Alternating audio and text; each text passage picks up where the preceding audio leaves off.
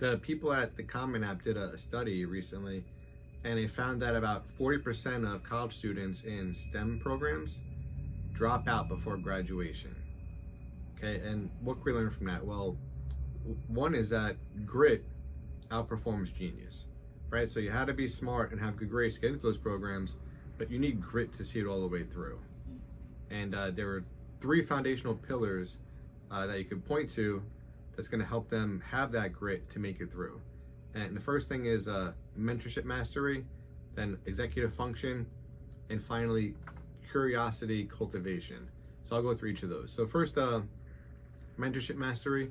This has to do with like connecting with professionals in your field, having some types of talks with them, build relationships with your teachers and advisors, and then also have opportunities for hand-on experience. So that doesn't mean like hand-on labor, but actually doing something in the field to get that experience, right? So this is going to build some type of connection that's going to drive you to want to do more. So for me personally, when I was in college, I joined the Mini Baja team, which was a team that designed and built an off-road car. So I was actually able to see my engineering skills and my knowledge be applied into a real-world thing. But I actually did get hands-on because I designed the frame of the car, and we actually like bent the tube, notched it, we welded it together, we assembled the suspension and things like that. Then executive function, this is about like acting like an executive. So like time management, organization, having control of your emotions, and having good study habits. So for me personally, in order to get those good study habits, I had to eliminate distractions. Now this isn't going to be true for all students, but for me, when I dormed at school, there were too many distractions. There was always somebody doing something other than schoolwork that I could hang out with or do something with.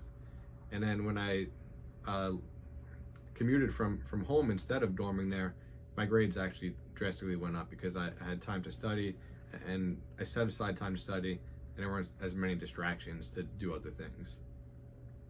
And then lastly, curiosity cultivation. This is exploring the actual subjects beyond the textbooks.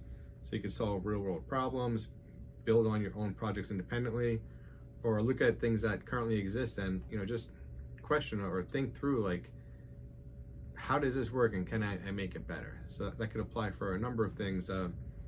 Easiest way to think about it is computer science, like writing your own code for something, making something work simpler.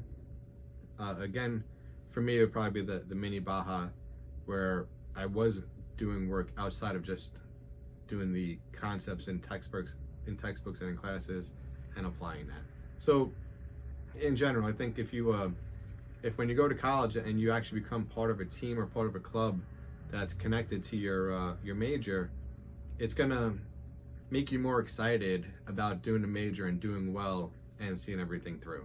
And you have the support of your classmates as well. Like you have the older students to look up to and see their study habits, and then see like that you can be successful and you can move forward.